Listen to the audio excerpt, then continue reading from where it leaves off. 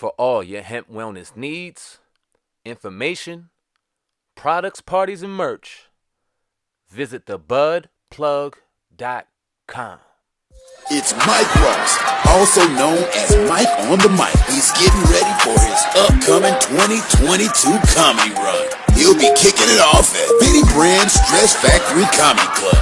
Caroline's on Broadway. Punchline Philly. You don't want to miss him take the stage at the DC Improv. Then he'll be coming to the Atlanta Improv and at Chocolate Sunday's Comedy Show in Los Angeles, California. It's Mike on the Mic. Looking forward to seeing you there. And then that show took off. It blew up. So that's my start in radio. Dope.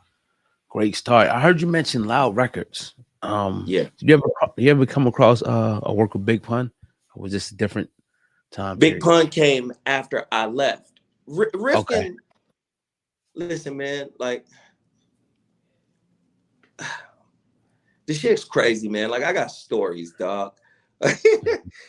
Rifkind said some of the most racist shit to me ever. Wow. And was about to get scraped in that motherfucking office for saying it. And luckily for him, he didn't say it directly to me. Right. So at the time, in the 90s, we had a hip hop artist, the first act to be signed to Loud Records for a full album was a rap group out of Pasadena, California called Madcap. Madcap, I'm from Pasadena. I rapped on that album on a track called The Dopest Verse. Me and LA rapper at the time, people knew him later as LQ. But back then he was known as Laquan. You know, he had a record out in the 90s called Now As the Beat Turns. Me and Laquan became a group, and we rapped on The Dopest Verse, produced by James Broadway on that Madcap album. I'm the third MC on The Dopest Verse rap record.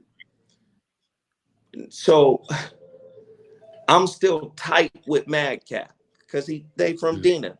My homeboy Damon Cole comes out of Madcap and becomes a movie producer. He just produced a movie called Karen, you know.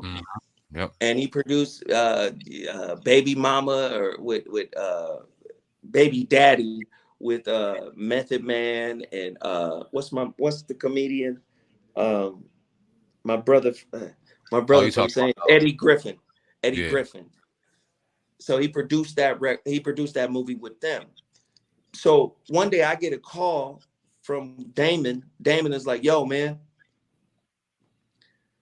when is my record release? And I was in one of those meetings and I said, yo, your shit's supposed to come out. Your second album's supposed to come out in March.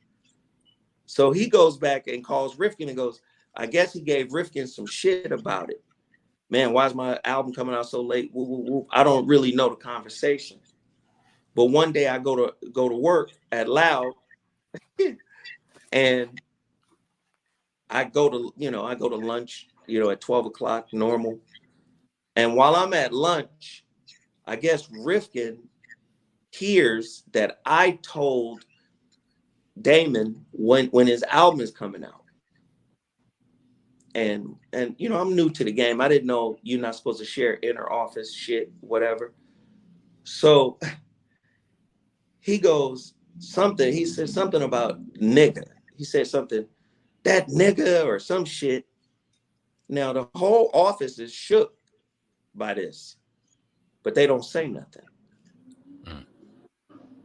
When I come back, I got a message from his assistant that says, Steve Rifkind wants to see you.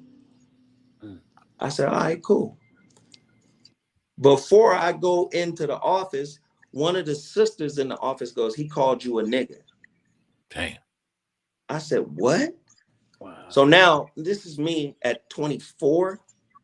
So now I'm like, oh, really? He called me a nigga? Okay, cool. I walk right past his secretary. She's like, wait a minute, he's on. I bust right in. I go, nigga, for the $200 you paying me? That's what I was getting paid, $200 every 2 weeks to be an A&R. Damn.